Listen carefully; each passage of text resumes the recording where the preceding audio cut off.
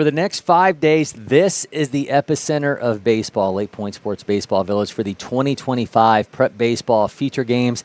It's the top uncommitted players in the class of 2027, not to mention the senior feature gamers of 2026 is in the junior feature gamers, featuring the classes of 2029 and 2030. Today's our workout day watch party. We'll have 2 windows for you of our coverage. I'm Cory McCartney, going to be joined along the way by our own Grayson Rosen, along with a host of prep baseball scouting directors and feature gamers as well. Let's go ahead and take a look at our broadcast schedule for you, show you what we have coming today and across the next few days. This one actually doesn't show our workout schedule for today, but that's going to include Texas, South Texas. There we go. Today's 11 a.m. window. We're going to have South Texas and North Texas, Arkansas, and Louisiana. Those are on fields 9 and 10. Also have Kansas and Oklahoma, Missouri, and Midwest. So will be on fields 11 and 12. We'll take a quick break between these workout sessions. Be back with you at 1 p.m. We'll have Georgia, Florida, Southeast on fields 9 and 10, and Wisconsin, Illinois, Indiana, and Midwest all on fields 11 and 12. It's an impressive field on the features game side. We'll have 55 players ranked within the top 100 in the nation, including a whopping 18 players who are number 1 in their states. It's, of course, an event that also counts some impressive big league alumni like Jackson Holliday from 2022, Jackson Jobe from 2021, and all-stars like Jackson Merrill, 2021 feature gamer, and James Wood, a 2021 feature gamer before he, of course, became an all-star this year and a participant in the Home Run Derby. We'll go ahead. We're going to cut over to our field view here and show you what we're going to have for you. This, again, are one of our watch party broadcasts, so a lot going on. Up in the top left corner there, you're going to have, that's field 9. You're going to have South Texas, North Texas, Arkansas, and Louisiana all in action. And they're on the upper left and the upper right field. Then the bottom left, that's field 11. We've got Kansas, Oklahoma, Missouri, and Midwest on that. Also another field in play on field 12, and we'll cut to that one every once in a while and show you what we have going on there. But again, this is a very busy day for us here across campus. A lot going on and a lot of excitement here, and not only with what we have going on in the workout day time for this, but also just the fact that these guys got to this point in their careers. For so many of these guys, this is a really defining weekend for these players to be able to come out here and show out in front of hundreds of college coaches and hopefully get that opportunity to play the game of baseball at the next level. Now, the senior feature games are in their second and last day of games today. Suiting up for Team Carolinas in the event is middle infielder Justin Iannetto out of Sun Valley High School in North Carolina. Here's my conversation with Justin in this edition of Road to the Feature Games. We are on the road to the Feature Games, joined by Justin Iannetto, going to be part of Team Carolinas for the Senior Feature Games. Justin, man, good to have you. Appreciate it. Thanks so much for having me. Tell me about the excitement level for you when you got the word and just kind of how you were mentally approaching this opportunity. I think it was just a great opportunity. When I saw it, my dad told me, and I was just really excited, especially before I had a game. So that just gave me more motivation to keep going and keep being better. And I'm just looking forward to this week. You got 6.63 in the 60. You got exit velos near triple digits. A lot of numbers that jump off the page. But what do you feel like is the biggest part of the game? Honestly, I think, speed being a big part of your game, just being athletic and being able to move around the field is also a big part. You want to be able to hit the ball hard. I think you just got to keep working and get your numbers better. 4th-ranked second baseman in South Carolina. A lot of guys gravitate toward that shortstop position. Why was second base a spot for you? I always played there during school, so I just like being at second. I'm very comfortable at second, but I like short too, so I could just play both. But I've always played second my whole entire life. So the feature games, junior feature games, senior feature games, all about being seen by the coaches. I mean, last year we had north of 400 college coaches were here for that event. Tell me about how do you approach that side of it, knowing that the real opportunity here is to show out for these coaches in attendance? I think the biggest thing is you just got to stay calm and focus on your game. If you just play within yourself and you stay confident with yourself, and I think they'll just come for you. And if you just treat the game with respect and just be out there on the field showing the skills that you got, there's a reason why you're there. You're one of the best players. So, I think you just got to keep going at it and just hopefully they'll come to you.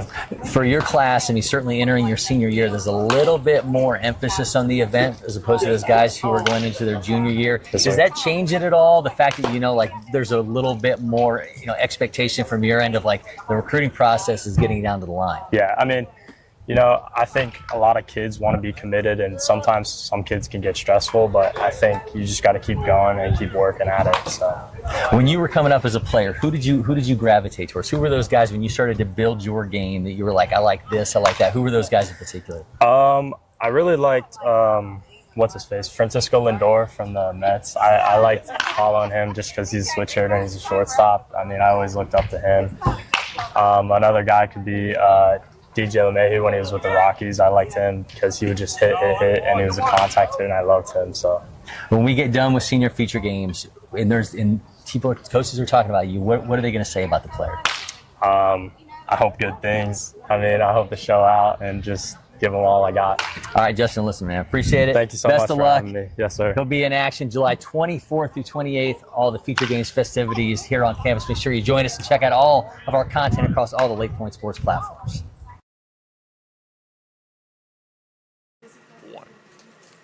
All right, welcome back in studio now with Isaiah Snavely, the top-ranked player in Indiana in the class of 2027. Isaiah, man, good to have you. Appreciate the time. Thanks for having me. Yeah, absolutely. Appreciate it. You're going to shake my hand with the left. See, you got to do it. We got to do it right here in studio.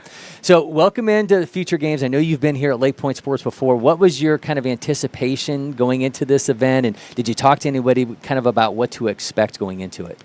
I haven't really talked to anyone like what to expect, but with my personal experiences with super sophomore games, I knew there were going to be a ton of college coaches, and I try not to really focus on that because that would get me a little anxious. But I'm just excited to play with a bunch of my really good friends from Indiana and just compete with them and just have a good time. What do you think about the uniforms? Because last year they were black and white, and I'll be honest with you, as somebody who's trying to walk around here on campus trying to figure out which team's which, it was really confusing. So now that they're a little bit more different colors per state, it's a little easier. But as a guy who's got to wear it, what did you think? The colors aren't my favorite. I mean, it would have been nice to wear red and white for IU or something, something that goes with the state. But I mean, I'm not complaining. These are. But if they would have gone red and white, then they would have been picking sides. And then somebody who's a Notre Dame guy would have been it should have been green and gold, and you had the Purdue guys with black and gold would have been mad about it. Right. So that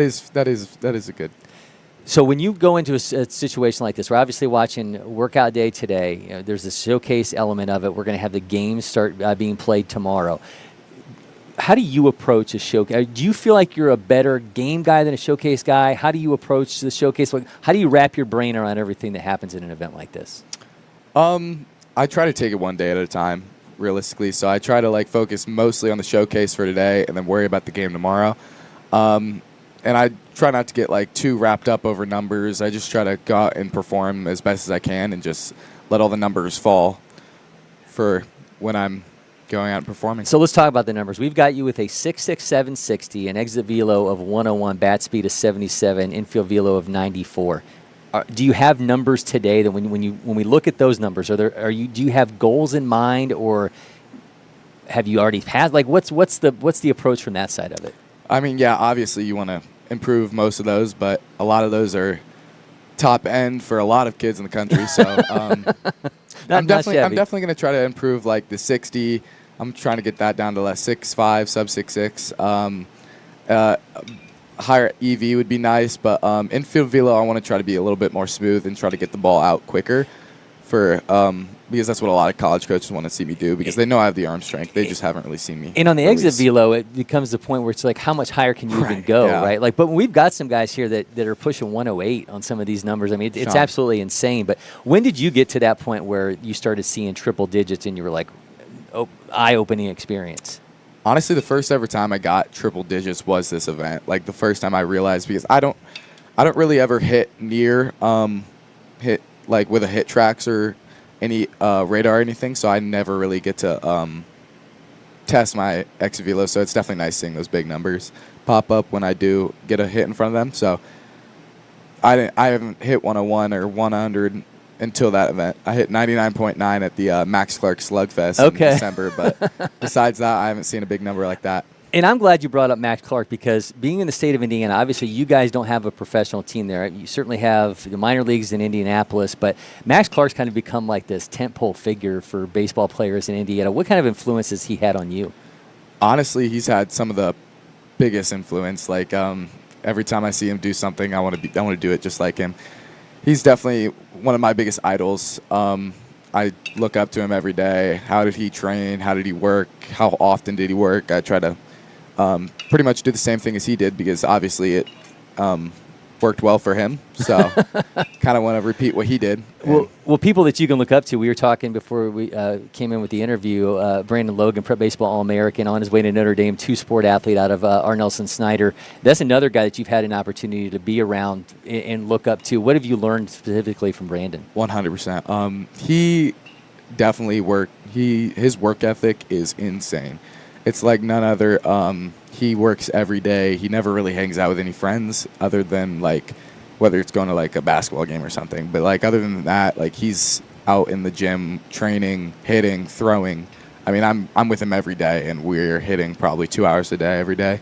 And seeing that and seeing how dedicated he is really taught me how to have discipline and to work every day, which is awesome. Like, it's awesome to have him right by my side. A guy who's going to be in the secondary for Notre Dame as well. I'm sure you guys hit the weight room. It's a completely different level for him. What's that experience like? Yeah, it's definitely challenging being next to him in the weight room, just seeing him hit all these crazy numbers like with the squat and bench. Trying to chase those a little bit, but know that he is probably going to be on a different level with that. It's okay, but I will catch him at one point. Obviously, the expectation for you being in 2027 is that August 1st comes, that phone's going to start ringing, and you're going to have to field a lot of calls from a lot of coaches. What parameters have you and your parents already set in terms of how you guys are going to approach the recruiting experience?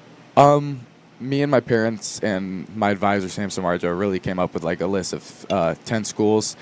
And like August 1st, I'll be over in Southern California for area code, and if those 10 schools call, I'll respond. But if other schools call, I'll probably let them know that I'm at area code. Probably will call them back in like 5 days. Just I really want to focus on that and do well there, because that is ultimately the bigger for me than all the other calls. So I need to focus on what I'm there to do before calling all the other schools. Is it hard not to get kind of like caught up in everything that's to come from that end? I mean, because you've obviously been playing baseball since you were a little kid, and now you're to that point where the next set of potential dreams for you is about to unfold. Is it hard not to kind of just like let your mind think about all the possibilities? Oh yeah, no, my mind's going everywhere. It's going to the good side, it's going to the bad side, but I've just tried to step back and try not to think about it too much, because ultimately at the end of the day, it's in God's hands. So I just got to let Him do all the work. I love that perspective. Now, we're trying something new here with these interviews. I'm going to bring in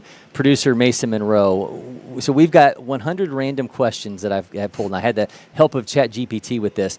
He's going to pull 3 numbers for you, and then I'm going to list off the questions that coincide with those numbers. So, Mason, you in here? I am here. All right, so go ahead and go to the random number generator and give me the 3 questions that Isaiah will be answering.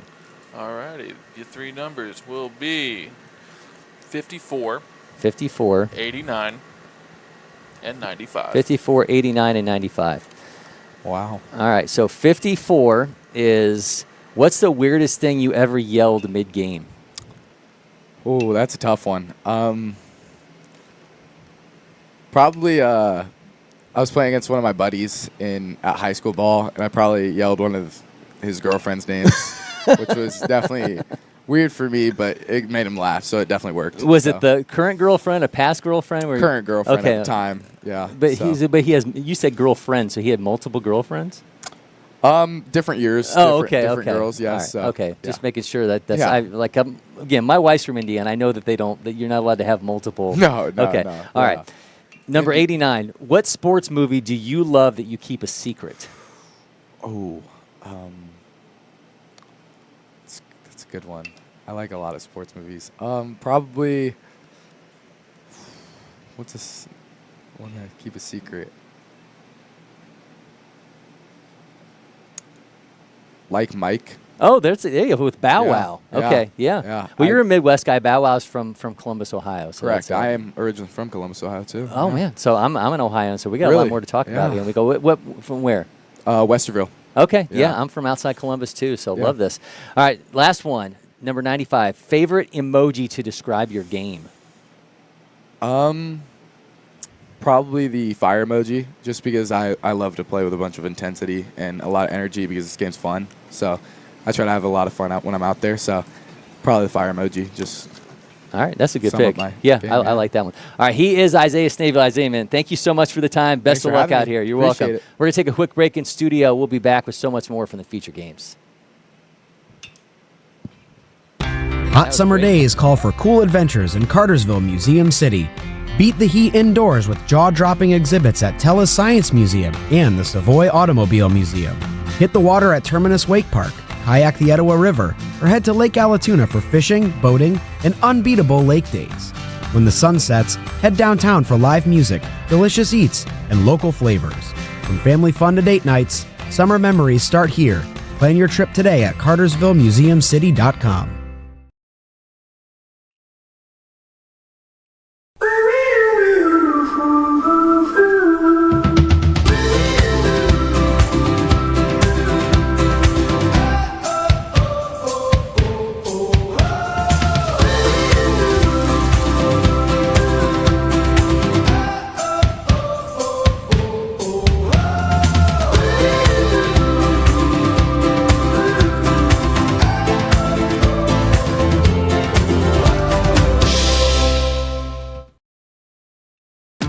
The Windscreen Factory, more than just windscreen. We're a full-service sports facility contractor.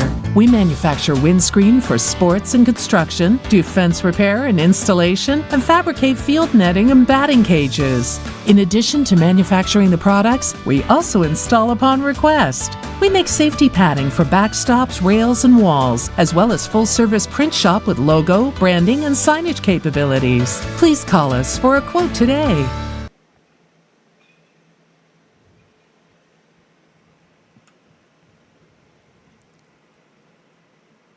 Welcome back. Now, Grayson Rosen's going to be like this. You're only allowed to come back in as a pitcher once in a game, but I think across these broadcasts can make be a lot of defensive substitutions at least. I think so. You're the extra hitter today. All right, so we are returning to our workout party, watch party. We've got, again, in the top left, we've got South Texas, North Texas, Arkansas, Louisiana. They are on fields 9 and 10, which are the top left, and the one above our heads, like the Brady Bunch, up there. And the bottom left is Kansas, Oklahoma, Missouri, and Midwest. Then we'll be back at 1 o'clock window for you, Georgia, Florida, Southeast, and Wisconsin, Illinois, Indiana, and Minnesota. This is your second feature games with us. You came on last year and certainly got to experience that this time. We talked to the guys that are back for a second feature games about what the second experience is like for them. You kind of know how everything rolls. What's the second time around like for you? I think last year was a lot more of like running around like a chicken with my head cut off because I wanted to do everything. Yeah. This year we've got such a great team as well that's helping out and trying to cover as many things as we can. So I think it's a lot more control. I think we went in with a solid plan this year. So I like that part. And then, of course, from the aspect of just watching it, I mean, it's always fun. Workout day is such an interesting thing to watch because for some guys, it's like really high pressure. Like this is where they really want to show out is on workout day, and they really want to put those good numbers on their profile. But for some guys, it just kind of feels like any other day. It's very fun to watch. Yeah, and I think, talking to Isaiah Snavely about this, and I thought had an interesting perspective. He just tries to treat each day as its own different day in an event, not just get caught up in being like, what are my numbers going to be here? How do I follow that up in gameplay? But I think there's some guys that feel like you can control everything on workout day, but on game day, are you going to get pitched to? Where are you going to hit in the lineup? Like, what kind of an arm are you going to see? I mean, where are you going to get to play in the field? Are you a shortstop that's not going to get to play shortstop? Like, there's just little elements of it like that. Yeah. Now, when you're Isaiah Snavely and you're the -- 1 player in Indiana and the top-ranked shortstop in that state, obviously, you're going to probably get some chances to play the position you want to play. But there's guys here who they may not end up with the game experience that they want to have. But as we see taking cuts right now, you can control this environment a little bit more. Yeah, and I think it's really just a place to show out. And some guys, and I think what it comes down to is that there are guys out here that are just going to show out. We already know that. We know that the top players out here are going to look like the top players. Yep. But it's the opportunity for some of those guys who, maybe you're like state rank like 55 or somebody like that, it's not always going to be a super high Division I school that is going to come out and find you. Vandy might not be talking to you, but there are so many scouts out here that are getting their first look at players that they would have never thought about. And I think that's what's so great about getting guys from all around the country here is that, you might have some scouts from a school in North Carolina, and they just fall in love with a guy from Arizona. And then they can convince that guy to come across the country and play for him. It's pretty amazing.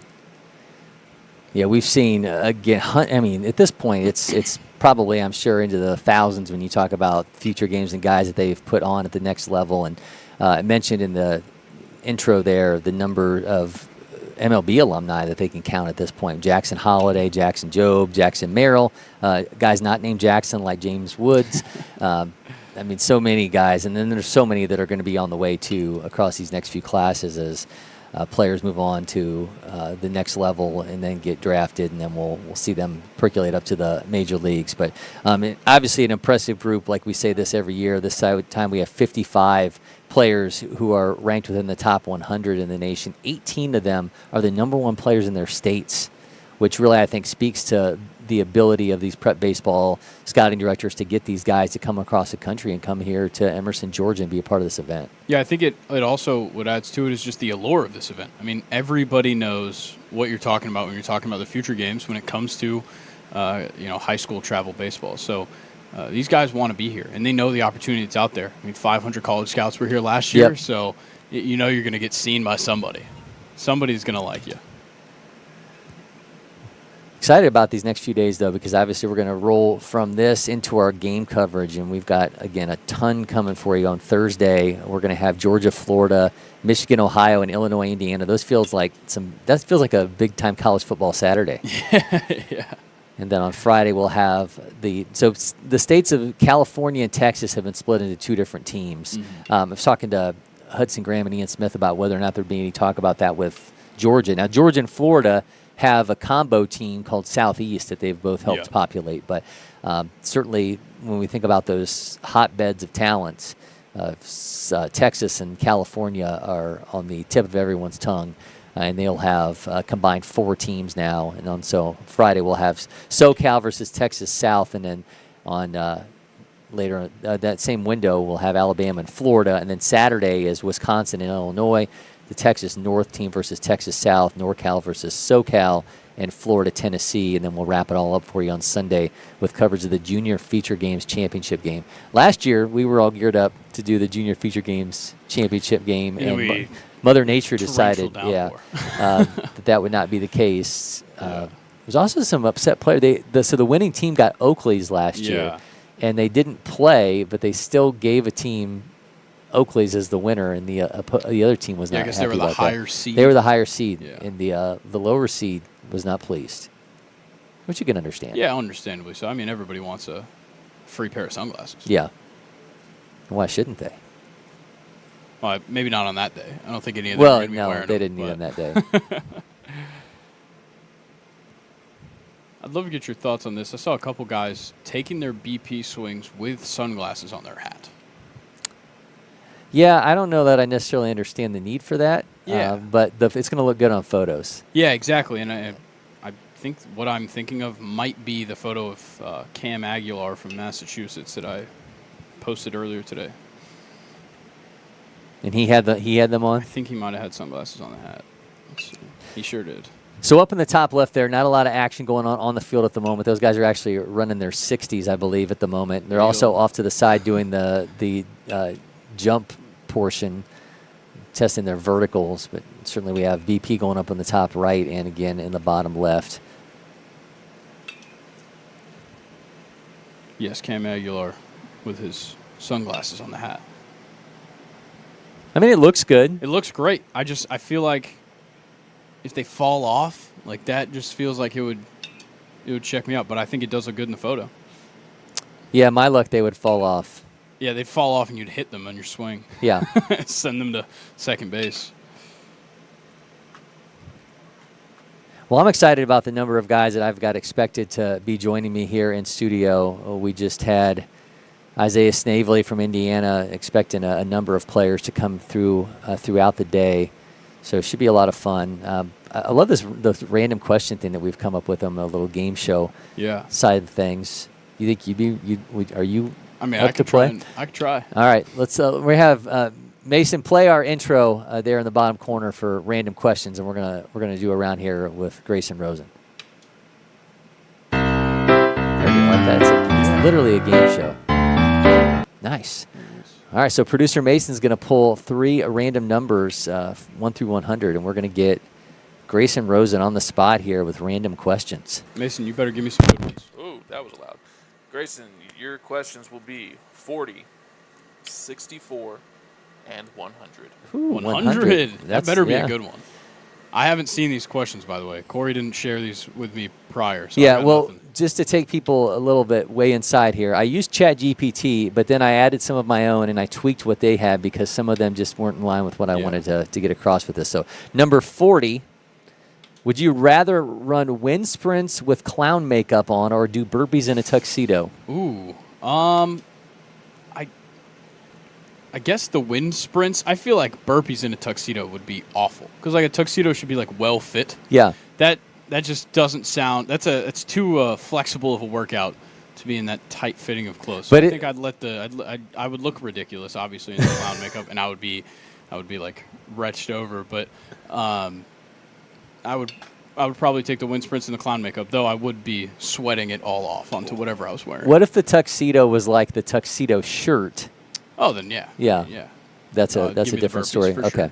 If your diet, and this is number 64, if your diet had a theme song, what would it be? I have no idea. I can't even think of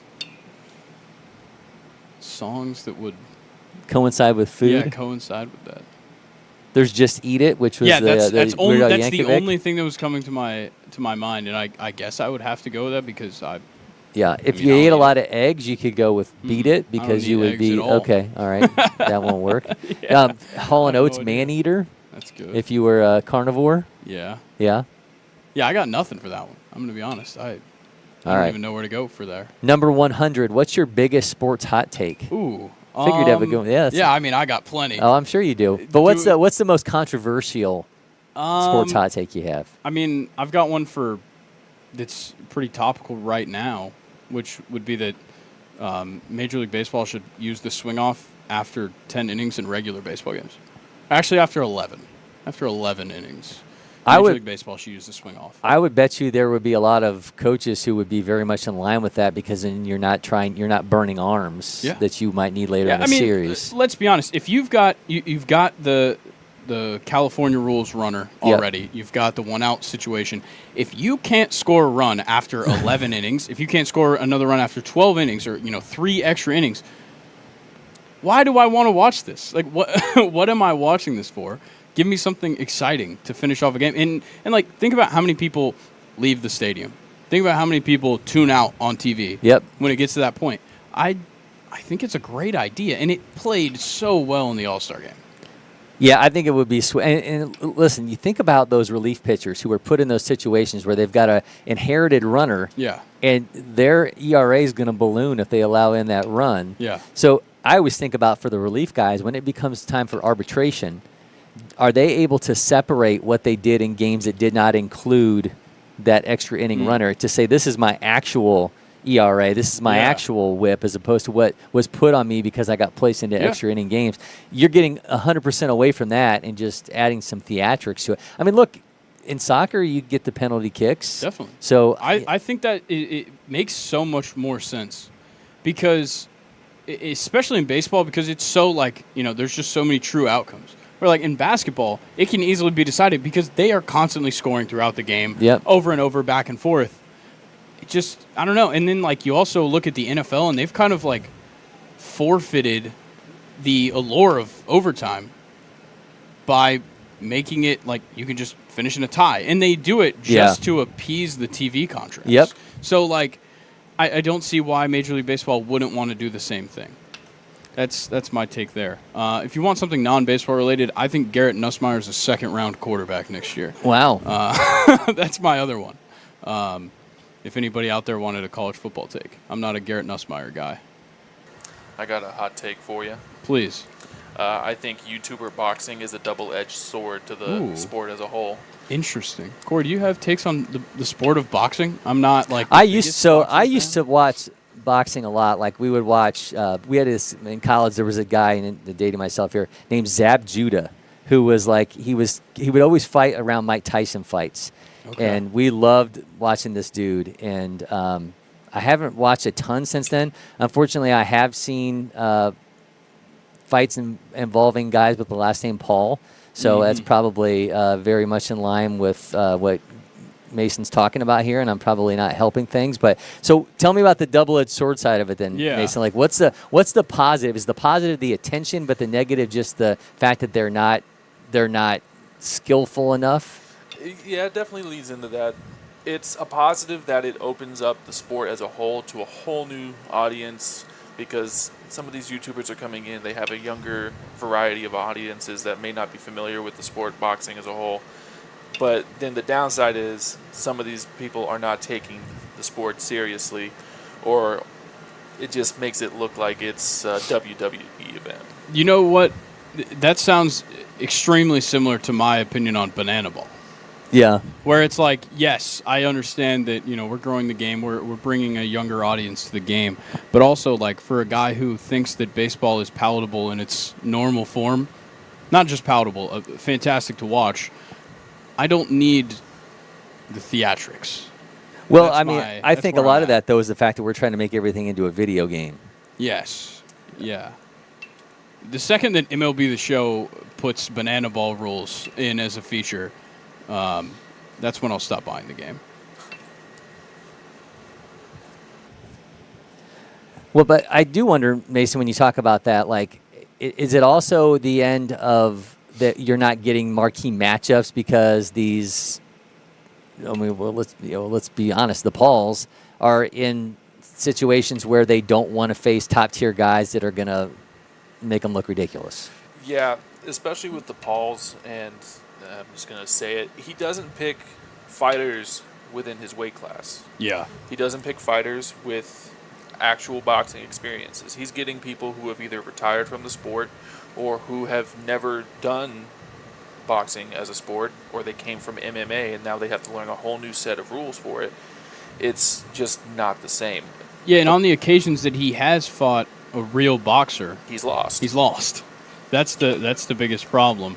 And I think you could even go like as far as to being like, okay, like somebody like DAZN. Like DAZN has streaming rights to some of these kind of YouTuber / celebrity boxing promotions, and it just seems so insane that that's even the case. It's just, I like the publicity that boxing gets because I grew up with it. Yeah. But it's getting the wrong kind of publicity. Yeah, I agree with you. I think it's, and I think I'll give them the credit of like bringing a little bit of attention back to the sport, because it definitely, like, obviously like Mayweather's been around, but like there wasn't anything outside of like Tyson Fury that was like bringing in huge viewership to the sport for a decent amount of time. I agree.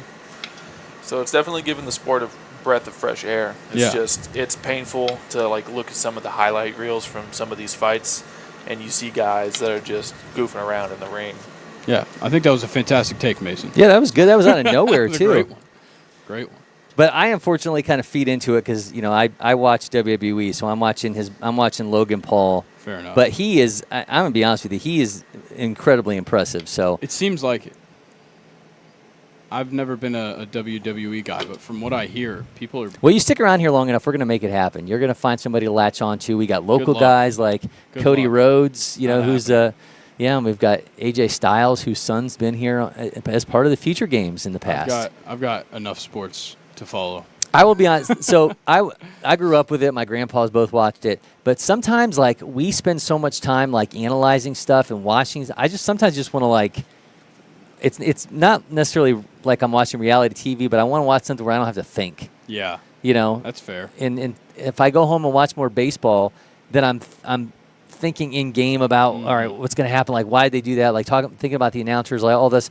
I sometimes just want to, like, just be, Yeah. you know, and just have a sports experience where I just get to be. I don't know. I like to think. That's why, like I love watching soccer. I like watching soccer because, like, there's not much happening, but there's so much happening if you're really paying attention. And, like, I love sitting down and just watching soccer. And that feels like a departure from watching baseball or football where I'm critically watching it.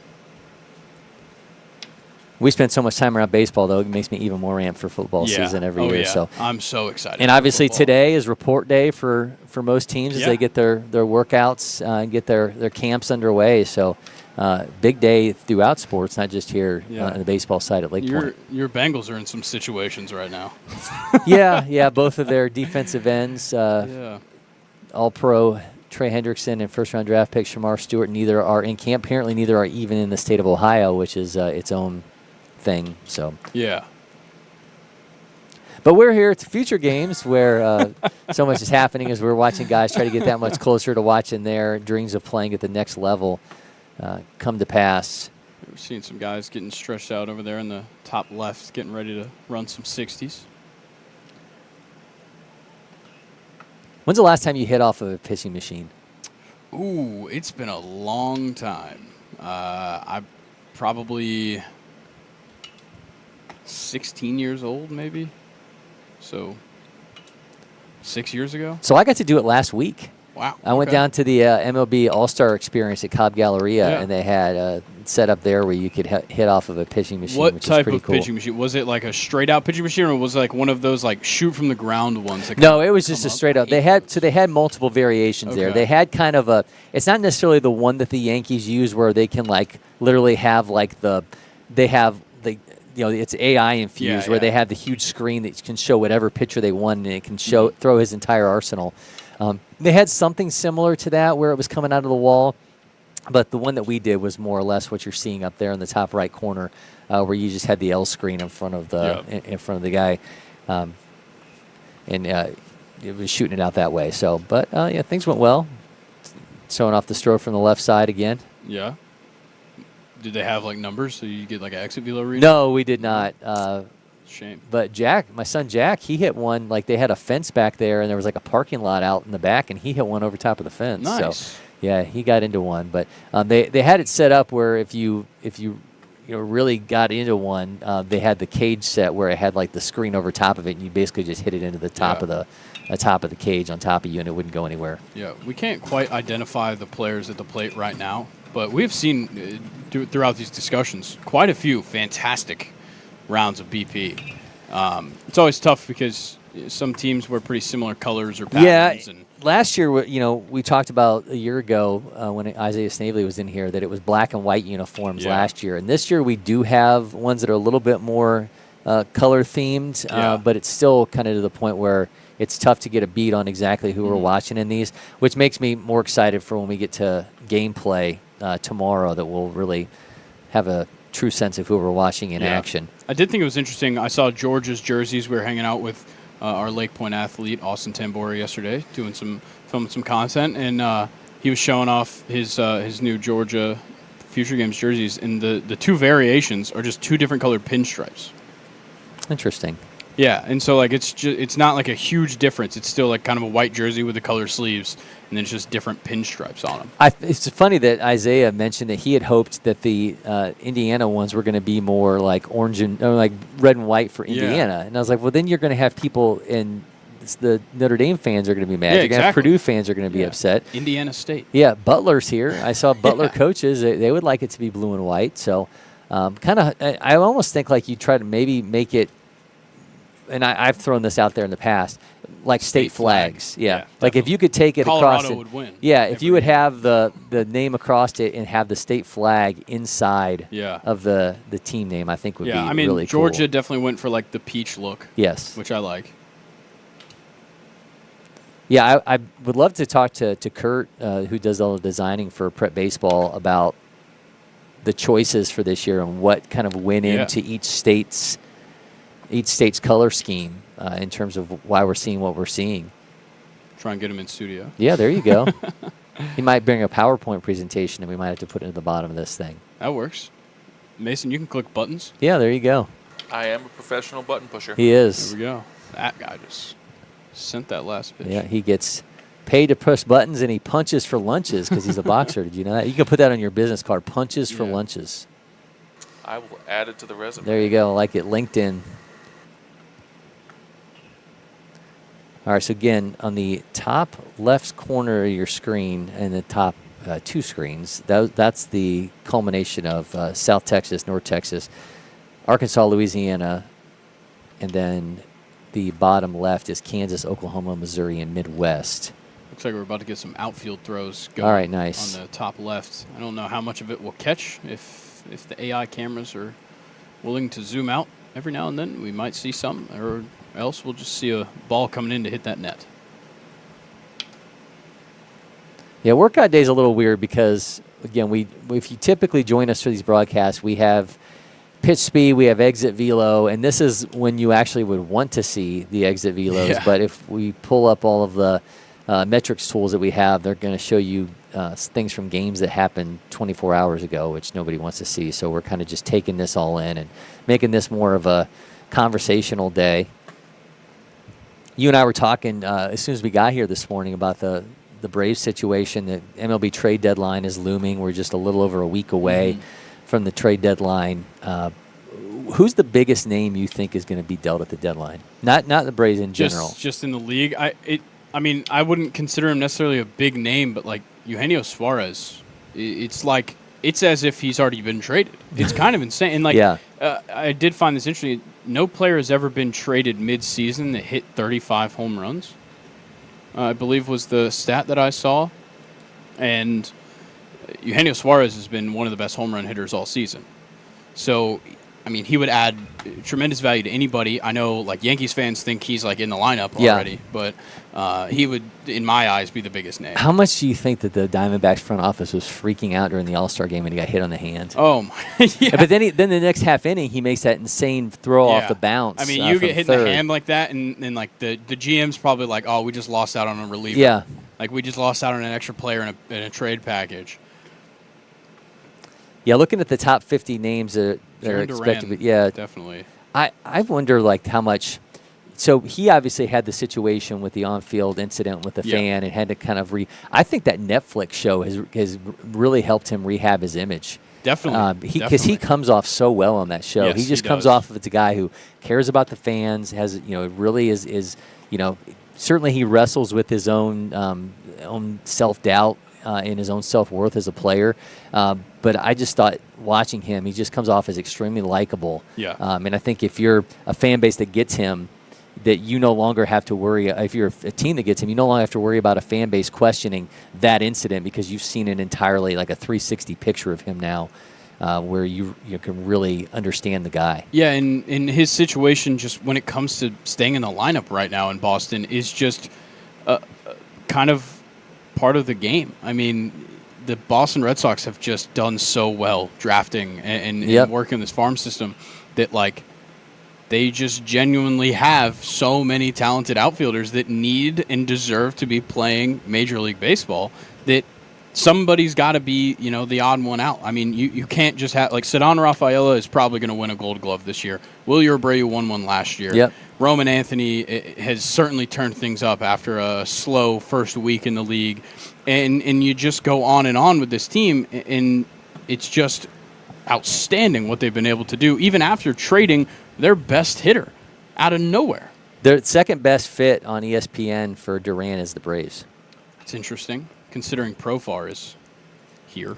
I mean, Michael Harris has been abysmal, but he's making changes at the plate, it seems. Number 4 on this list is a guy that I don't know that I would have really believed 2 years ago would have even the possibility of Sandy Alcantara being traded from the Marlins. But he's been really bad this year. I had him on my fantasy team and had to end up dumping him just because my team ERA decided to implode every time he took the mound. But former Cy Young winner, won it unanimously, by the way, as well. It really has to feel. I'll have to ask Ian Smith about this when we have him, because he's a Miami guy, huge Marlins fan, coming from Florida up here to Prep Baseball Georgia almost 2 years ago at this point. Like, you get these guys and you fall in love with this player and think that maybe this is the one they'll hold on to. It kind of felt like in the aftermath of Jose Fernandez that this was going to be the next guy that the Marlins would get and would be that staple for him. And now we're talking about him not even being there. And they've had that 5 times, it seems like, since Sixto Sanchez was supposed to be the next guy. Miguel Cabrera and Jazz Chisholm. And it's just every single different guy, and even particularly on the mound. I mean, Yuri Perez, obviously time will still tell, but he already had a big injury to start his career, and that's the same thing that Sandy's dealing with, is this big injury. He comes back, and like the crazier part was early in the year in press conferences after these just bad start after bad start after his return, he was like, I feel good and I'm not pitching well. That is a problem. Yeah. That is something you do not want to hear from a guy who was a franchise cornerstone for you in a really good stretch. Like, they were making the playoffs. They were pushing. They were, like, making a run every now and then, like, making teams think about them. And now, the past 2 years, they've just kind of reverted right back to the Marlins of the 2010s, really. Well, we talked about Eugenio Suarez, and then you go down further, potential guys for the Diamondbacks. Zach Gallen, Merrill Kelly, Josh Naylor. Yeah. It's just like...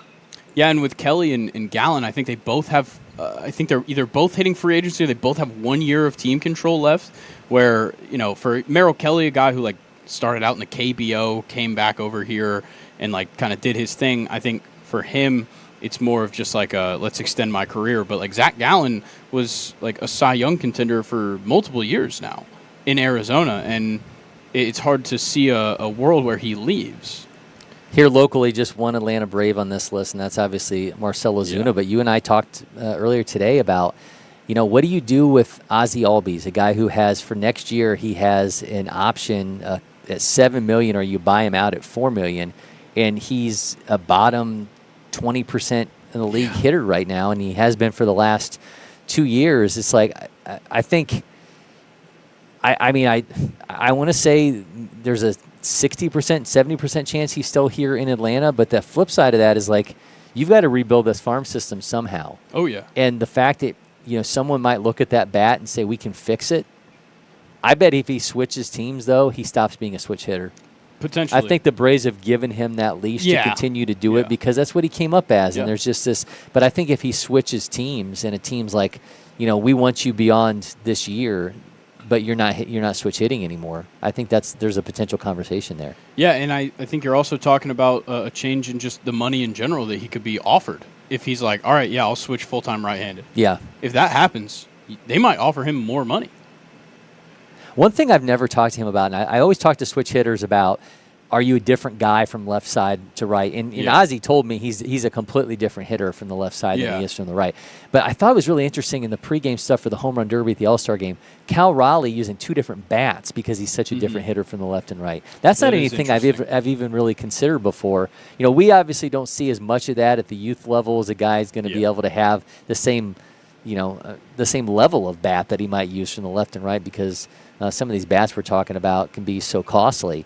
But the fact that you would even use a different bat from different sides of the plate is something I've never even really considered. Yeah, Cal Raleigh, just what a performance in that home run derby. And to just get by in the first round by literally the skin of his teeth. So I coached a tournament here at Lake Point Sports in 2022 for Georgia Academy, and the team that we played against was coached by Todd Raleigh Sr., and Todd Raleigh Jr. was behind the plate. Yeah. And he had on Mariners catching gear. Yeah. And I remember talking to him pregame, and he's like, oh, yeah, my brother gave me this stuff. And at the time, I didn't realize that was Cal Raleigh's brother. But we've had the Raleighs here at Lake Point as well, and hopefully they'll be back here this fall. He's still in that that 15 age group. So Yeah, maybe he's the playing for potential. Smartens, I believe. Yeah, so it would be great to have him here on campus again soon and be able to hear about that awesome moment that he got to be a part of with his brother. Yeah, kind of a little like overnight celebrity. Yeah. He's become. And his brother is giving him some glowing reviews from behind the plate. So I thought it was really cool. He said he was a coach back there for him. He was this hype man, and he kept him up throughout the event. I mean, when do you ever hear about a kid who's not even 16 years old, is out there helping a guy, en route to winning the home run derby? I mean, let alone, being able to impart words here on a guy who, I'm leading the majors in homers. I got this kid. Yeah. If it's his brother, but yeah, it's very funny. And like, obviously, I as a Florida State fan, I've been aware of Cal Raleigh for quite some time now. Really since like 2017, his last year at Florida State, I've been kind of loosely following along. So like seeing that kind of player get to this point has just been amazing. I love watching any of the Seminoles dominate. I actually saw a guy that I interviewed last spring or last fall, I guess. We've seen him plenty here, John Stutzer. I think he's already down on campus at Florida State. That's awesome. Yeah, so excited to see that as well. Talked a couple times about the number of top 100 players that we have here for the feature games. I want to go through the guys who are the number one players in their states. Again, we have 18 of them in total.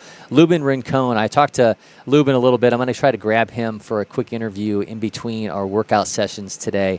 Lubin, the number one player in Texas. He's third nationally. We just had Isaiah Snavely here in studio, the number one player in Indiana.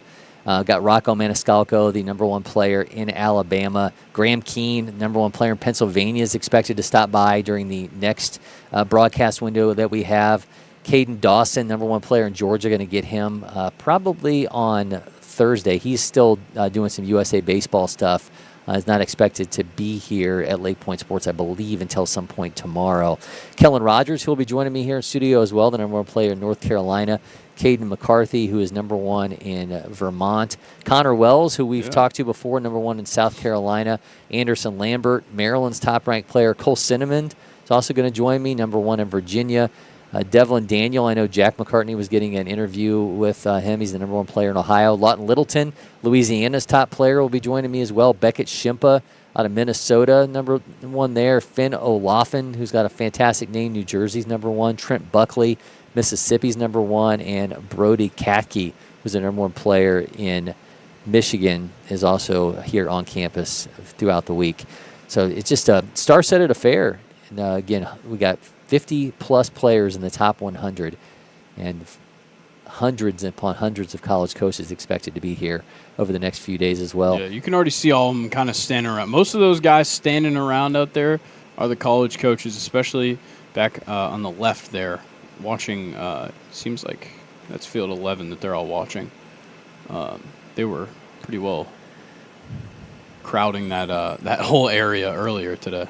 Yeah, I think maybe there's 3 to 4 coaches that I think can walk around here that everyone's going to recognize. Yeah, Vitello.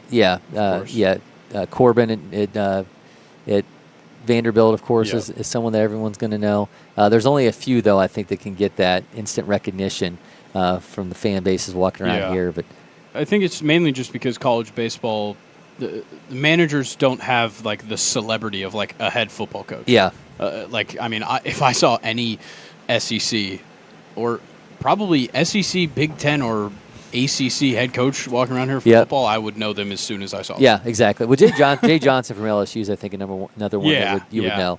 It's a lot of the guys that, frankly, have they've found their way into MLB draft coverage. And, Tony Vitello has been on the desk for MLB Network the last couple of years. Jay Johnson's been in that position as well. So there's some of those guys like that you'll automatically see. Yeah.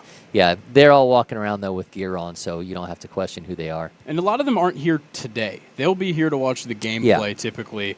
Vitello, you'll never catch him without AirPods in. I have a theory though that he's not actually talking to anybody; that he just doesn't want to be bothered. I don't blame him. Yeah, and he's a celebrity to this point as well. So I mean, he's gonna, if he doesn't have AirPods on, or feign that he's in a conversation with someone's going to stop him and want a picture, or want to talk to him about something anyway. So he's a busy man, so I wouldn't be surprised if those AirPods are just full of people talking to him. Maybe he's listening to like motivational stuff, Maybe. about Maybe like he's listening to his own press conferences. Maybe he is. He's got like just a voice that repeats like, "You're the best coach. Yeah. No coach is better. You have It's fantastic hair." It's like a running coach. Yeah. Reassuring whispers. Yeah. That's what the track's called. All right, bottom left corner, got batting practice going on for you. Again, that's Kansas, Oklahoma, Missouri, and Midwest. Also got BP going on in the top right corner from South Texas, North Texas, Arkansas, and Louisiana.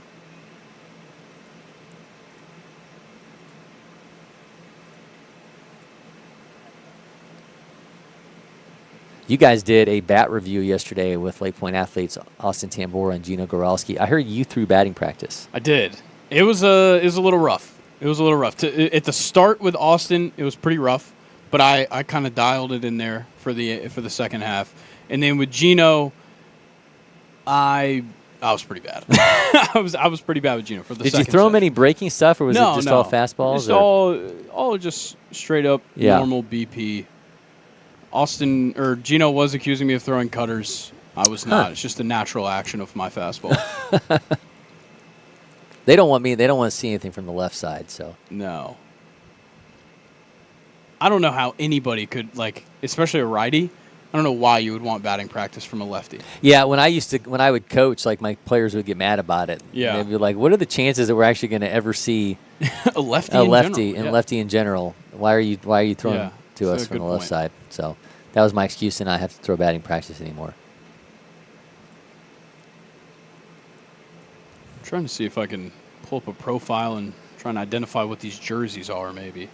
Yeah, that's the best bet, because at this point, a lot of the guys have already come through, and they've taken their profile pictures to try to update them on their Prep Baseball page.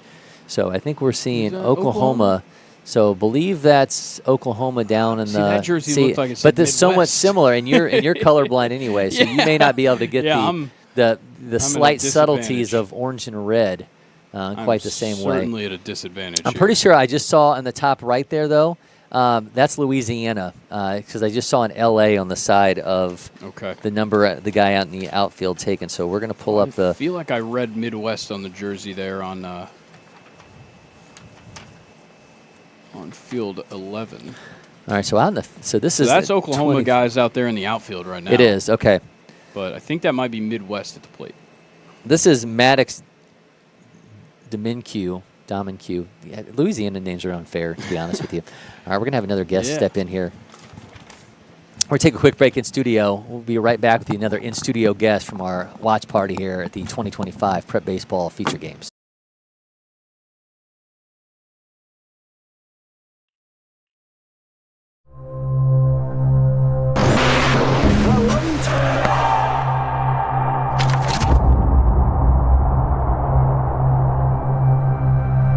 We're here at Lake Point Sports, the site of the first curve test center.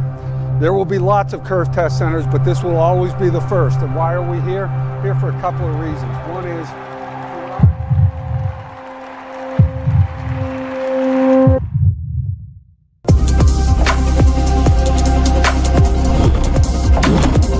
if you think about the effort players are spending trying to get coaches to notice them, the effort coaches are spending trying to figure out who's actually any good, the poor parents who are sitting there saying, where's my kid headed? This is the answer for all that.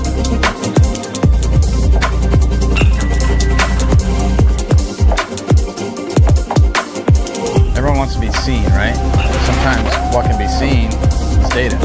So it's hard to get in front of coaches at all these programs at once, or even the school you really want to go to. So using data helps us a ton. And as long as it's reliable and there's something that can give us better information with the small sample size is what we're looking for.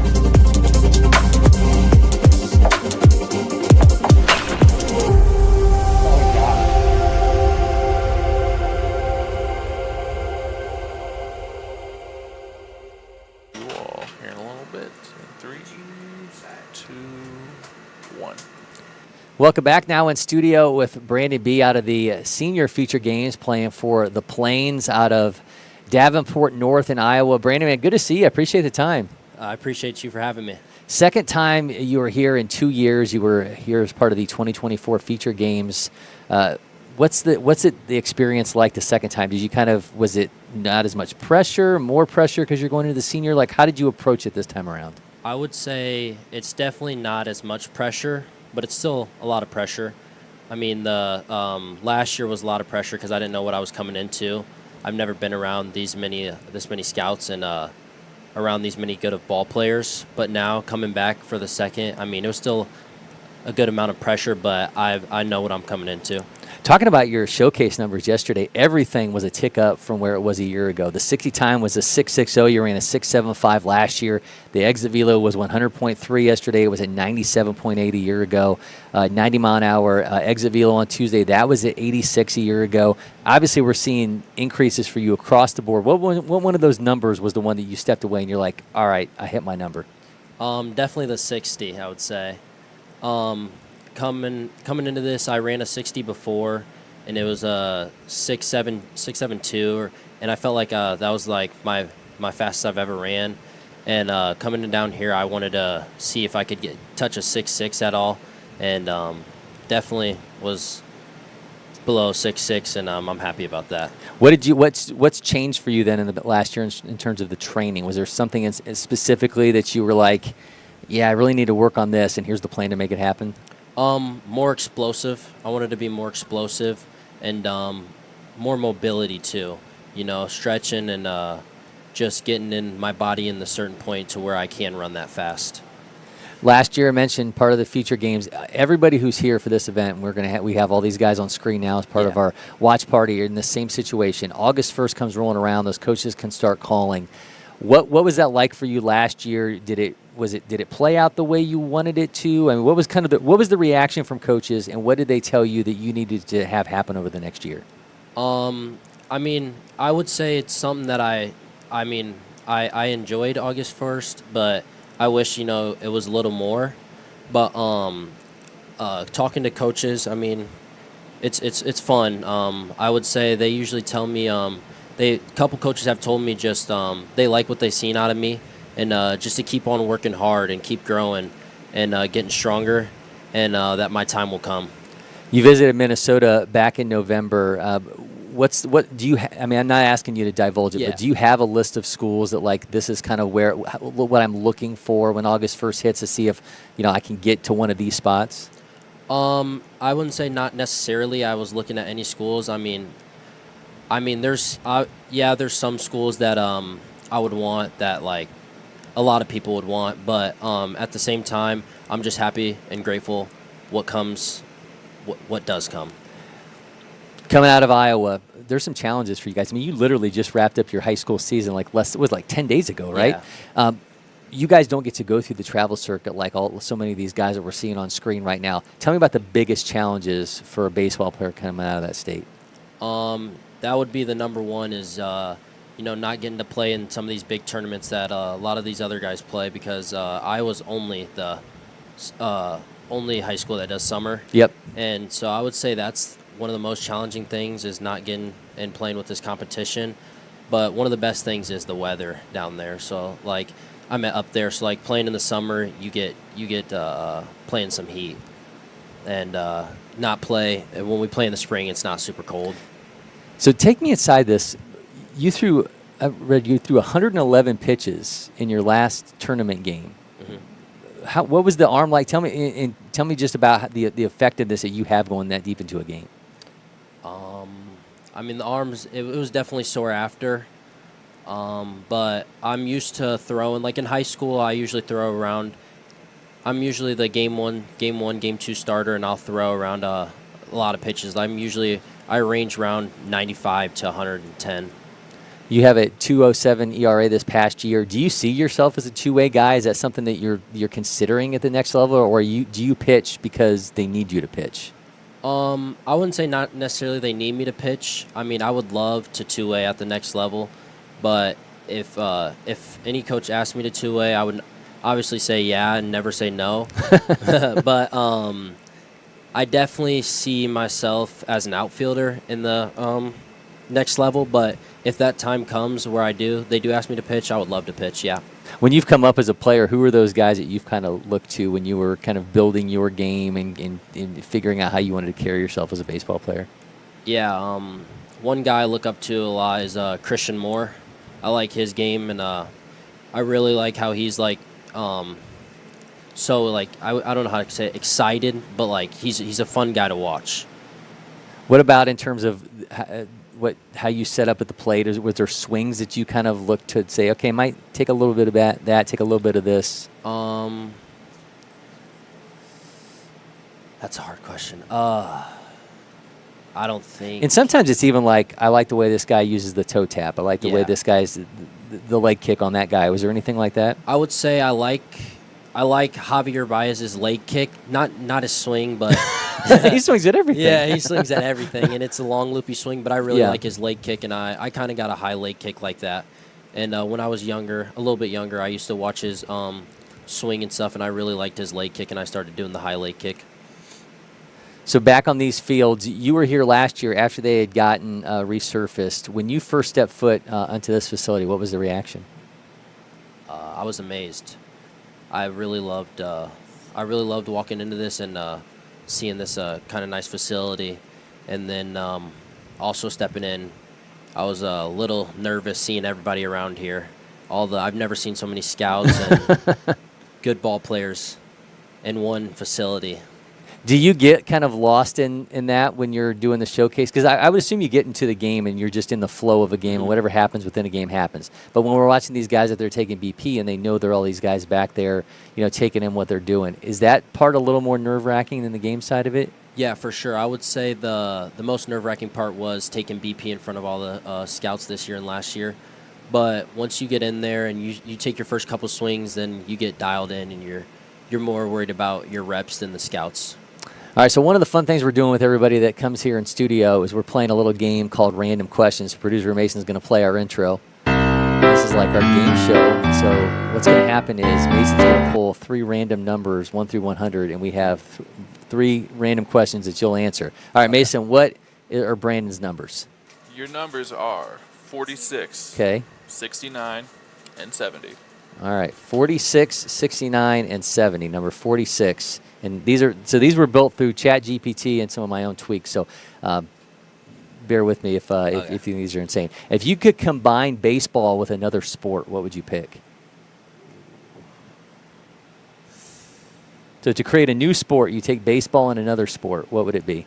I would take baseball and combined it with soccer. Like, you got to hit it into a goal. Ooh. And if you hit it into a certain goal, it's how many runs you score. I like that. What would it be called? Bosker. Bosker. All right.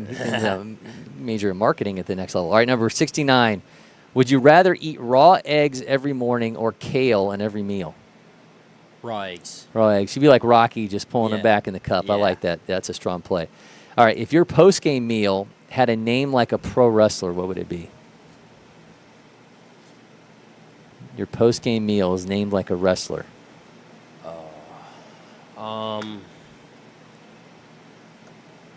Like a WWE superstar? Yeah, there you go, yeah. If my post-game meal, I would like to call it Hulk Hogan. I like that. You're from Davenport, Iowa. You should have picked Seth Rollins. Yeah, that's the right pick. Yeah, Seth Rollins is the right pick there. Yeah, that is. Do you watch? I used to when I was younger. I was obsessed with WWE, yeah. All right, yeah, and you got Seth coming from your neck of the woods. Yeah. So good stuff. All right, well, he is Brandon B. here for the Senior Feature Games. Brandon, man, thank you so much for the time. I appreciate you stopping by. We'll take a quick break in studio. Be back with so much more from our Feature Games watch party.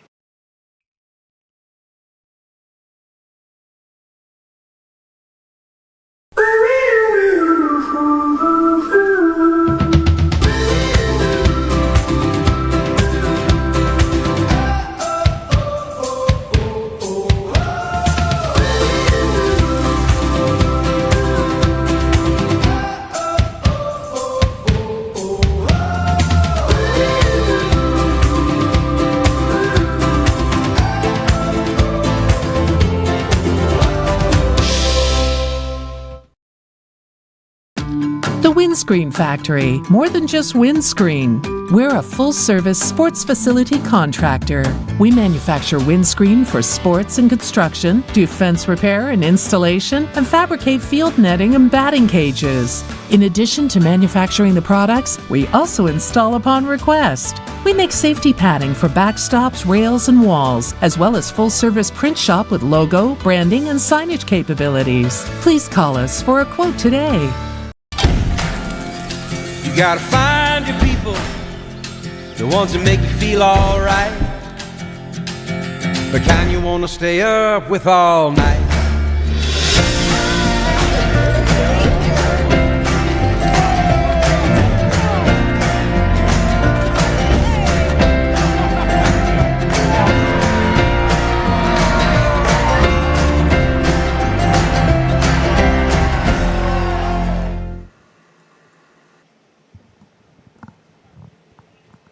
We're back. And we're back. Cory McCartney, Grayson Rosen with you. Another pitching change here as he's in for his second relief effort of the day. So Brandon B exits, had our senior feature game representation in here. What a quick turnaround for those guys. They got here yesterday. We had the 17U National Championship final. While that was going on, the senior feature games guys were checking in, and then they started playing games almost immediately after we were done with that. Yeah. They played one They yesterday. did workouts They did workouts all Yeah. morning. Then they had their games. Then they have 2 games today, and then they're done. Yeah. So Brandon said he's heading out in the morning. So extremely quick turnaround for these guys as we get into future games gameplay starting tomorrow. And, of course, the juniors are in action as well. So, kind of a breakneck pace for those guys without question. I believe we still have Louisiana out in the field here in the top left corner. It's Grayson Parker from Mandeville at the plate right now. He hit one that everybody was admiring for a second, so he might have had one leave the yard. I love that on here that they list the guys' GPAs, but one of the things that's always confused me is weighted GPAs, because I don't believe we had weighted GPAs when I was coming up. But for when guys have like a 5-something GPA, Yeah, I don't know how that works. It makes me feel like they are just like that. That's not, it's like Spinal Tap that they had speakers that went to 11, and then they said, well, why don't you just make 10 the highest? And he said, well, this one goes to 11, and it's like, well, 10 should be. So why wouldn't? Yeah. Why is not? Everybody should just be on the 4.0 scale. If a That's how it GPA should can go to 5, then shouldn't 5 be the highest now? You would think. I just had Anna Bellinghausen stop by the way. She's going to be doing some sideline reporting for prep baseball across these next few days. You were paired up with Anna last year. Yeah. You guys got some really good stuff. Jim Tomey was in the house. Jason Kidd was here. We got some big names this time around. Paul Konerko, his son's on the Team Arizona, the World Series champion with the White Sox. We got Drake Hopp. He's going to be in action here as well. Drake's actually going to be joining me in studio. His son, dad, Brad, was all-star with the Rockies back in the day. So we got some big names again here this weekend. There's always like that. Every year there's like that lineage where you see somebody that comes in. You're just about always going to see some. I mean, we had Jenny Finch's son was here last year. Yeah, and me and Anna filmed an interview with Jenny Finch. That was a couple months before she became our. What is that honor that she was? The Impact Award at the National Youth Sports Summit. She was our 2024 award winner. There's Hudson Graham, by the way, pulling the ball cart. I will say these guys. These scouting directors, they don't just like show up and roll a team out. These guys are like putting in work across these days. That's why you're not going to see a lot of them today. Yeah, with us. Well, they should be in here because we have fans in an air conditioner, and then they get to sit down. So that's something they should be willing to take advantage of.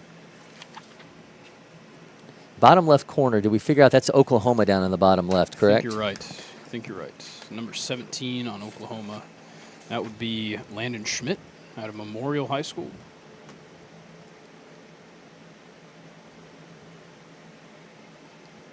Yeah, Landon, 6'1", out of Edmond Memorial High School. He was a 2022 junior feature gamer, by the way. Runs a 6'6". Sure does, yeah.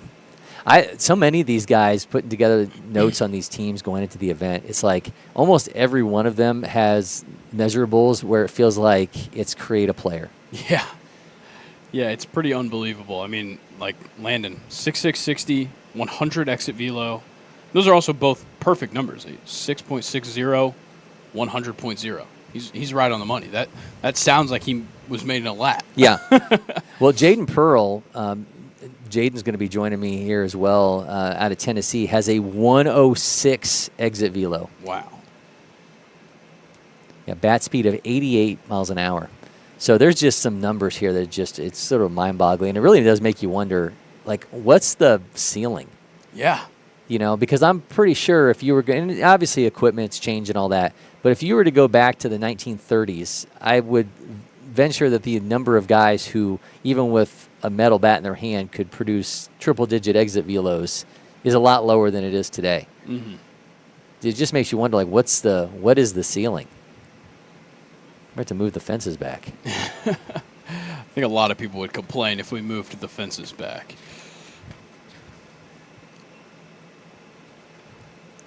All right, who we got up here for Team Louisiana right now?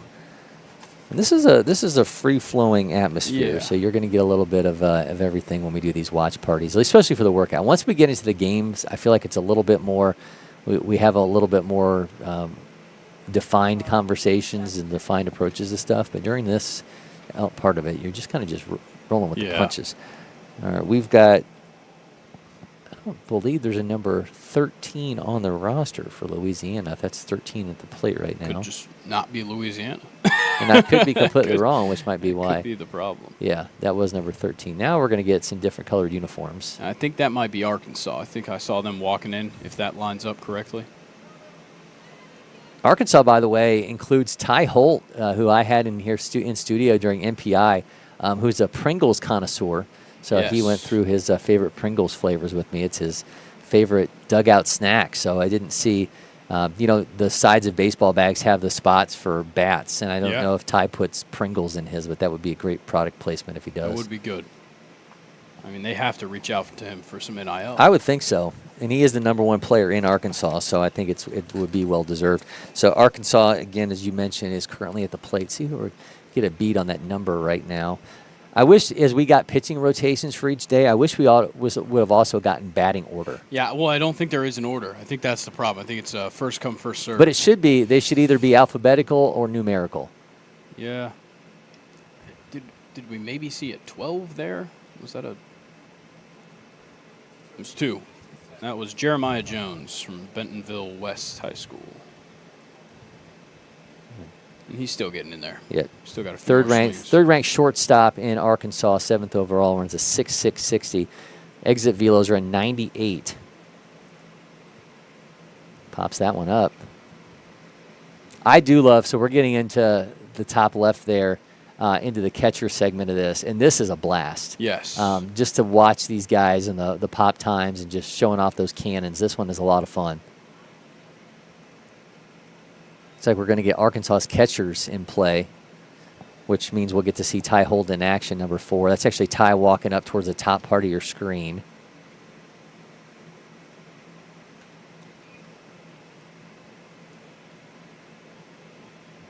Got a new batter coming in for Arkansas up there in the top right.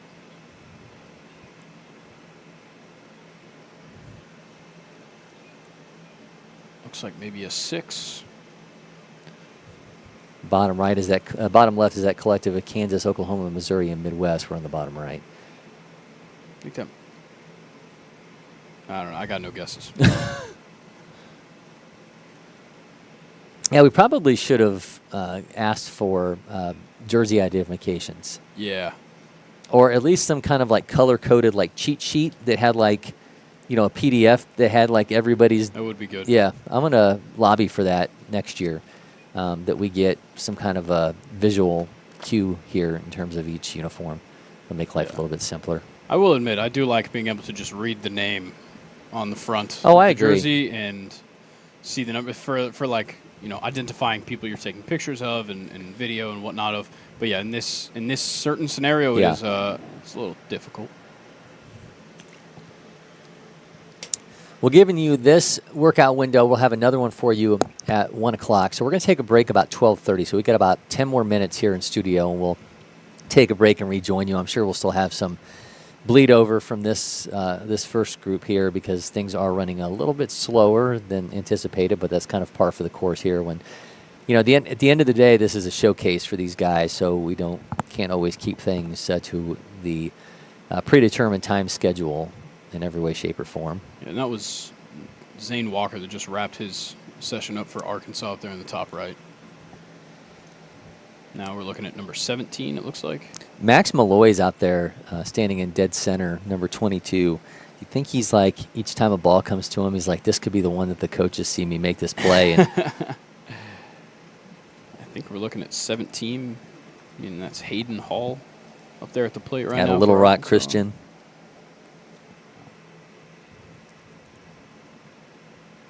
All right, here we go. Things getting underway here with the throwdowns. Arkansas's catchers in play.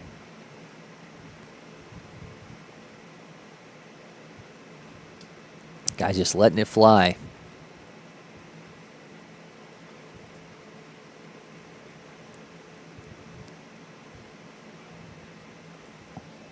Now getting a look at Will Finley from Arkansas on your top right out of Jonesboro. Will out of Valley View High School, second-ranked third baseman in the state.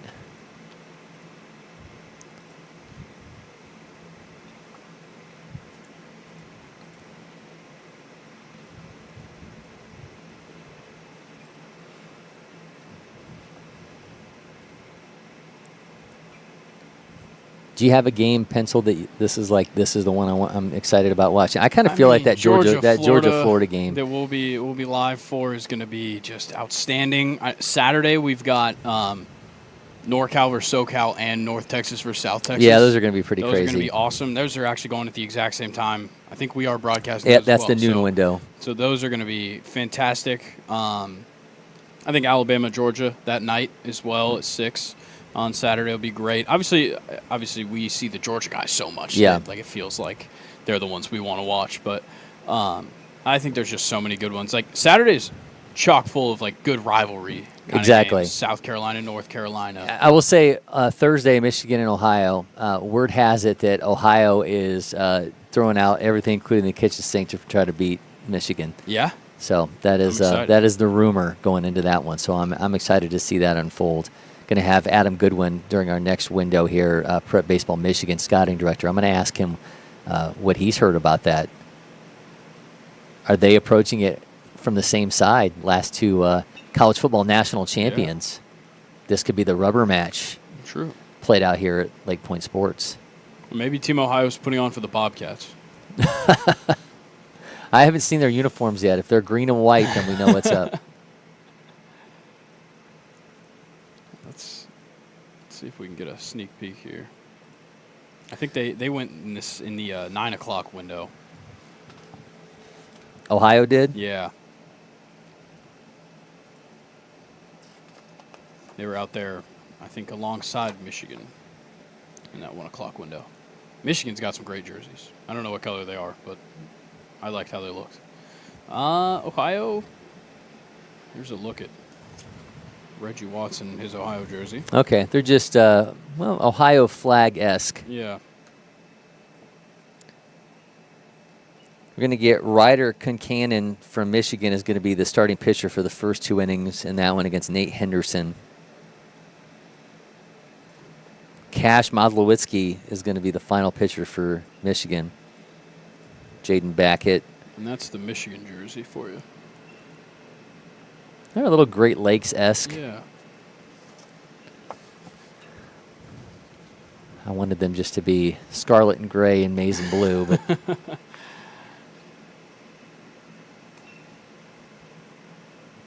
it's the backdrop there in field 10.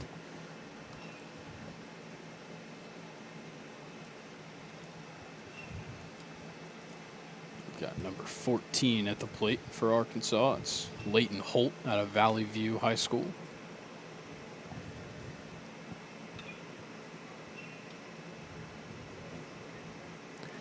I know these scouting directors take a lot of pride in these teams that they put out there, and one, providing these guys with the opportunity to come here and represent their states, but it's also a matter of, we've watched these guys. We believe that, this is the kind of player that college coaches want to see in action. We just had like 3 random balls fly into that field. Yeah, that was a little crazy. But the guy working the pitching machine didn't even flinch. He's been well trained. Yeah.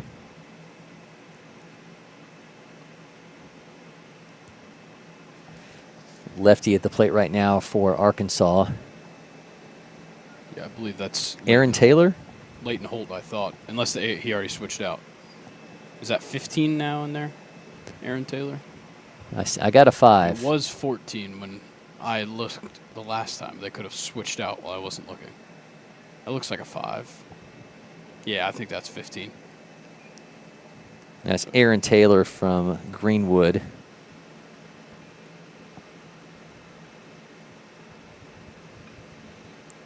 Top-ranked left-handed pitcher in the state, 5'11", 202 pounds. Put a good piece on that one.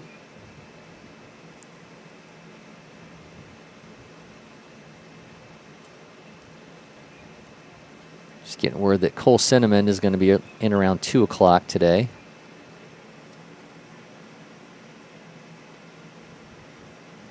A little bit of cinnamon on everything, right? Yeah. Wonder how many times he gets like cinnamon-related jokes and puns told to him. I'll try not to enter the fray. I'm a big fan of Skyline Chili, which is a Cincinnati-based chili that has cinnamon in it. So yeah, it does have cinnamon in it. Yeah. So I'll try not to pull that out for him. Yeah. Do you do it on the pasta? Like No, I don't eat. I don't eat pasta. Like I don't eat like normal fair. pasta. I eat like chickpea pasta. Fair enough. I'm sure he's. If I asked him what's the weirdest thing that you ever put cinnamon in, he might say this broadcast. Yeah. I don't see. I don't want to necessarily go there. Tanner Davidson. They might actually be hitting in numerical order. Yeah, it does seem like they might be. So Team Arkansas heard my cries here and are actually hitting in numerical order, which I like. This is Tanner Davison at the plate right now. So they got 1, 2, 3, 4, 6 players remaining. Yeah. He's out of Fayetteville High School, and I mean, obviously, being in Fayetteville, it makes sense that all of these guys would like to go to Arkansas. But, like, it is literally like the University of Arkansas feeder team. It's unbelievable. Yeah, and the Sticks program as well. I mean, how many guys from the Sticks program do we just ultimately see winding up playing for Arkansas as well? So it's just kind of all par for the course with these guys where they wind up suiting up in the summer times for Chase Brewster and that Arkansas Sticks team, and then they wind up in Fayetteville playing for the Omahogs. So we have about, should be Hayden Hall stepping in right now for Arkansas. So we got about 5 more players. We may just stick with you just to get through all the Arkansas players hitting, and then we'll bring a wrap to this portion of our workout day schedule, and then we'll take a break until that next window of action. Here's a fun one. Dre Greenlaw went to Fayetteville High School. Okay. So taking a little bit of a page out of your book when I'm doing these interviews with the players, trying to find the best alumni of their high school. Yeah. I got Paul Barnett coming in from Alabama, same high school as Courtney Cox. Oh, wow. Yeah. Interesting. Courtney Cox, you didn't think like she didn't beam down from outer space. She actually went to high school. And it's unbelievable. Yeah. Of course, she showed up in a Bruce Springsteen video and then became one of our celebrated friends. NFL quarterback Brandon Allen, also a Fayetteville High School alum. Go back to Cole Cinnamon. He same high school as both the Uptons, BJ and, nice. And Justin. You tend to see that as well. You tend to see, like, if you see a high-ranked player, a lot of times they go somewhere that maybe just 1 or 2 guys have come through, but it's always interesting. There's always somebody. I think it's a lot of times it's literally a matter of, well, I saw them do it. Yeah. Or like, why not me? Yeah, or in some scenarios, it's like this player, they did so much for the program that it has allowed us to kind of develop players at that level, and then you just start seeing more and more of them come through. So that's Team Midwest down in the bottom left of your screen there in the on-deck circle. waiting for their opportunity to hit in this one. You cannot miss Bridger Schmidt, who is in the far left side of your screen, who stands at 6'6". I saw Bridger over by the first form tent and was just like, that dude should not be playing baseball. That should be a power forward for a basketball team. Yeah, looks like we're picking up balls. For and he's a first baseman outfielder, so not even a pitcher with that size frame. You think pretty insane. The ability for him to get down the mound would just be absolutely insane. Yeah, I mean, we're in an age of tall infielders that we've come upon. So are we picking up? Is that it for Arkansas? I think they were just picking up baseballs. Okay. Need to reload. See, everyone's got to work here. Yeah. So the players go out and pick up balls. The scouting directors are running each station. Picking up blast monitors that That's fall right. off the bats. It's like 19 just stepped up to the plate. This is Bubba Day. No, it's not. That Bubba Day is for Team Midwest. Brooks I'm just excited about Baxendale. Bubba Day because, as I've made mention before, at his school every day is Bubba Day. June 2nd is nationally Bubba Day. Well, this is Brooks Baxendale. He's from this place, Fayetteville High School in Arkansas. You know, Dre Greenlaw went there. There you go. That's what I hear. Yeah, of course, we'll have Jack Johnson joining me here out of Georgia, Justin Fields High School. Yeah. Graham Keene is expected to step in to the studio here in the next workout session. Wow. His list of man. famous high school alumni is mind-boggling. That is So you got unbelievable. Mark Cuban, Ian Happ, Jillian Jacobs, and the one and only Kurt Angle. Yeah. So Olympian Kurt Angle. Yeah.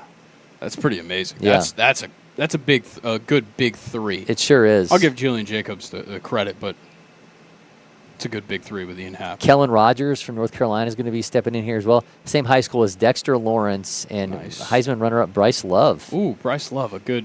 Bryce Love Stanford is also a good one of those like that guy college football players where it's Yeah. like one of those ones you can pull out. It's like the random name. Yeah, like Donnell Pumphrey. Yes. Yeah.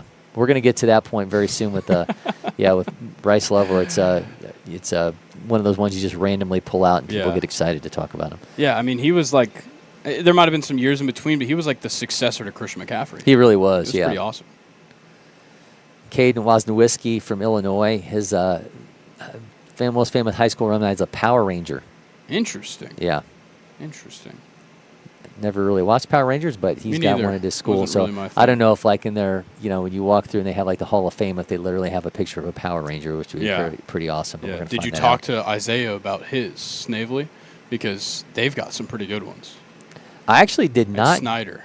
We talked about Brandon Logan Yeah, because Brandon Logan, of Brandon, course. Prep Baseball All-American on his way to Notre Dame to play 2 sports. So we kind of just center around that. He's got Jesse Bates went to his Yeah. school. Rod Woodson is like Yeah. DB Central there. And then Logan being the next entry. Yeah, it's interesting talking to him. And this is something that Shooter Hunt brings up all the time. He calls it the Max Clark effect in terms of guys, trying at this point understanding their value and kind of taking ownership of their persona on social media. But I just sort of think about it as guys from the Midwest who are influenced by him as a player. Yeah. Because in Indiana, they don't have a pro team. You can be a Cubs fan, Illinois, you can be a Cardinals fan, Reds fan. But he said that's the guy he looks up to every day. Yeah. You know, Max Clark has like a huge hold on that area, and it's an area that is rich with baseball talent. Yeah, it really is. Yeah, we're seeing more and more every year. We're seeing guys that are just populating out of that. Liam Delp is somebody from Indiana that we've done some stuff with. He's here for, I believe, the 3rd time as part of these Future Games proceedings. Denny Hogan was on his way to Indiana. He was Gatorade Player of the Year in Indiana. So they've had a number of guys. Last year's MVP, Rob Zarnecki. Yeah, Rob Zarnecki out of Indiana Bulls, who was Future Games MVP last year. So on and on, the state of Indiana just keeps flexing its muscles and just keeps getting a little bit better. Isaiah Snavely may be the next in that line, but they, by and large at this point, every one of them got a Max Hall poster in their bedroom. Number 21 for Arkansas. Next to last hitter for Arkansas, which will mean we're getting that much closer to the end of this workout window. This is Luke Edwards currently at the plate. At a Pulaski Academy in Little Rock.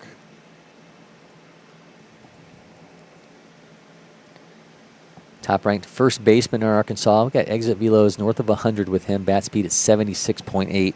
Last due hitter is Max Malloy from Marion. We saw Max getting some work in the outfield.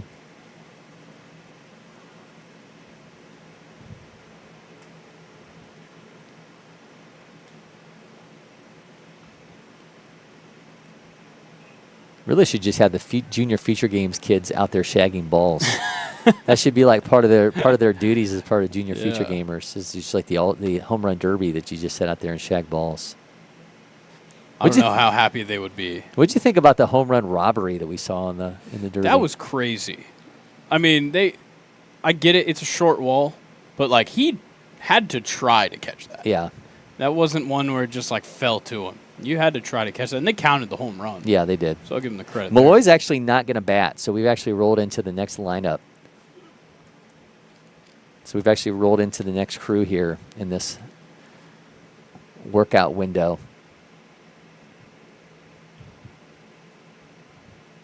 So looks like we have infield action going on in the top left. Again, we're slated to bring you another window here shortly. We'll have Georgia, Florida, and the Southeast squads all at 1 o'clock, along with Wisconsin, Illinois, Indiana, and Minnesota. Those will be on fields 11 and 12. So I think at this point, we're going to take a quick break here in studio. We're going to let's run through our game window graphic here one more time, show everybody everything we've got going across the next few days here for our feature games coverage. There we go. So we'll wrap up today with workout day window of Georgia, Florida, Southeast, Wisconsin, Indiana, and Minnesota. Be back tomorrow. 8:30 is the expected start time, but I think we all know that's probably going to be a little bit later than that. Georgia, Florida, Michigan, Ohio, Illinois, Indiana. Be back Friday at that 1 p.m. slot with SoCal versus Texas South. And Alabama and Florida. Saturday, we'll have 4 games for you, which means we'll probably be bouncing around as, again, we'll be bringing you 3 games at once, along with us in that bottom right corner of your screen. We'll have Wisconsin, Illinois, Texas North versus Texas South, NorCal and SoCal, and Florida and Tennessee. And then we will wrap up our marathon of coverage Sunday with the Junior Feature Games Championship game slated for 2:30 p.m. We're going to take a break here. We're going to be back in about a half an hour with coverage of the next window of the workout. Expected to have a number of players joining me for that one as well. Grayson Rosen, I'm sure you'll see him. Adam Goodwin, Prep Baseball Michigan scouting director, also expected to stop on by. So for the fantastic work in the back there of producer Mason Monroe, along with Maddie Bullock, who provided that pregame footage of all the action happening across campus. I'm Cory McCartney, and for now, we're signing off from Lake Point Sports.